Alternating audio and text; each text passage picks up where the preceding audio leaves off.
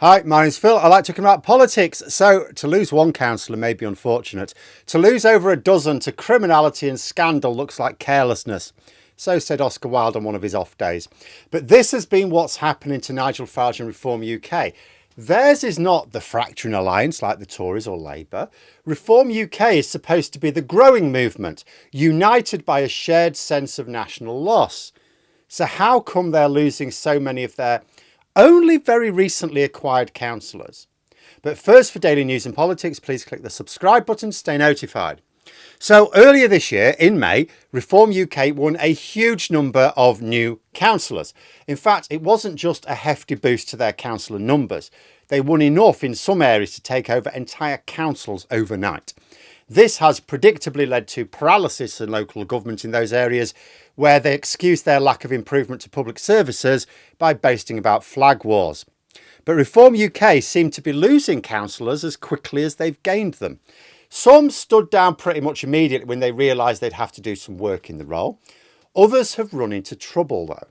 The latest was a councillor in Basildon, Essex, who had to be arrested in the council offices after breaching restrictions after he had allegedly been stalking and harassing other councillors in the Labour-led council.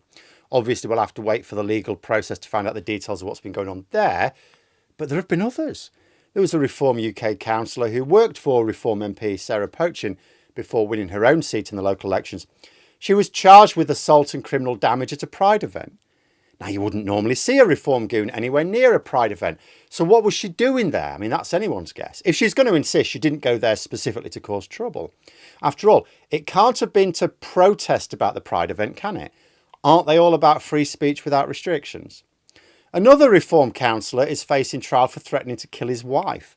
And in this case, the alleged behaviour had been going on for years. I mean, the case of the alleged council office stalker and Pride pugilist could be said to be behaviours which Reform UK wouldn't have known about in advance.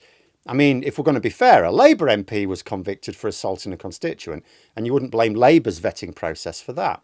But the case of the guy threatening his wife, I mean, that goes back years. It's the sort of thing which surely should have popped up as part of a vetting process. But of course, these are just the most serious examples of Reform UK councillors having to be suspended by the party.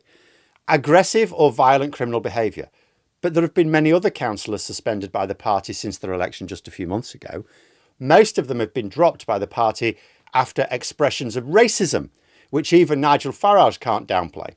And many of the people involved didn't just start posting pro-Nazi messages or shouting racist slogans at rallies since they were elected. They had a long social media history. The only conclusion as to their candidacies in the first place is that either Reform UK still have no vetting process in place, or they've had to override it in order to get enough candidates to field in the elections. And this, I think, is why Nigel Farage is still recruiting Tories, and specifically Tory has-beens.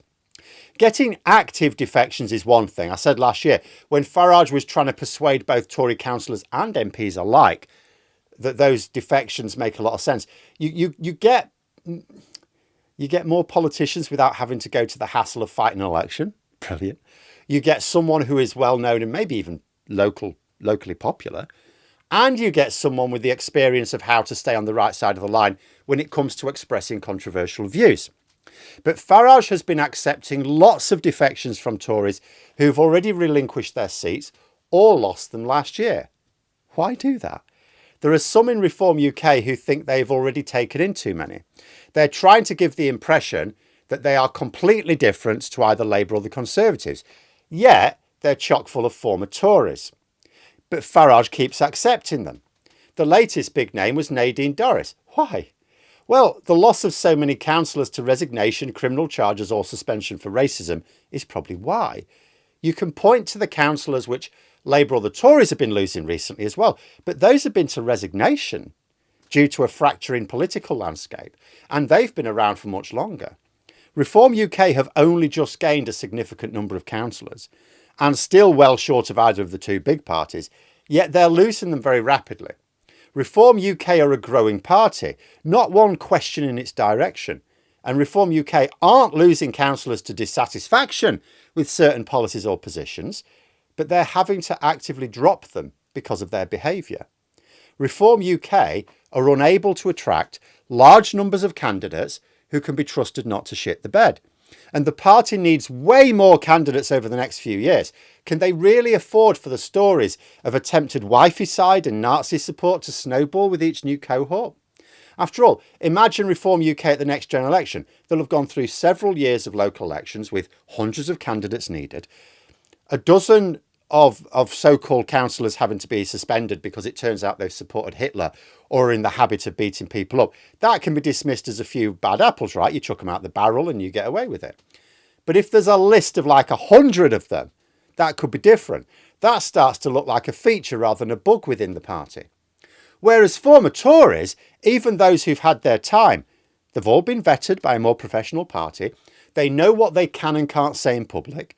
They make sure they exercise a bit of restraint on social media. Basically, they know where the social attitudes version of the Overton window is and they remain within its confines. They're safe. And that's what Farage needs. He thinks he can win the election basically on his own personality, right? It's a cult. He doesn't feel the need to have candidates to help him spread his message as such. He just needs names on ballot papers and bums on seats. That is because there's a disconnect between Farage and his party. Those in his party have been conned just like the general public. They think Farage is trying to create this genuinely new political system, and they can't work out why he keeps inviting Tories into it, who are the enemy. They don't realise that Farage is just a grifter. Yes, he genuinely is a racist, but he's ultimately a grifter. He's like Trump in so many ways. Politics is a route to greater wealth. That's their priority. The recent scandal over his Clacton home, good case in point. Why didn't he just buy the house in the normal way? That'd be safe. He could afford to do it. Why invite scandals? Why even do anything slightly dodgy just to save what? A few tens of thousands of pounds? Is that really worth it? Why invite the scandals if you're trying to build a platform for political change? Because money's more important to him. And so he's likely to happily accept any Tories who want to join him, even if they've already been put out to pasture by their former party. His priority is to get candidates who are not going to embarrass him. And those coming from within his movement either don't know or don't care where the boundaries are. That being said, can he get enough Tories to avoid the growing number of scandals? At the local elections this year, I think it was something like a fifth of their candidates were former Tories. They're going to need way more established Conservatives if they're going to dilute down the crazies within their ranks. Can Farage actually recruit enough Tory rejects to avoid a scandal time bomb for the next general election? But let me know what you think in the comments below. For more content, you could subscribe to the channel or even join for access to streams and behind the scenes updates. Thanks for watching, and until next time, I'll see you later.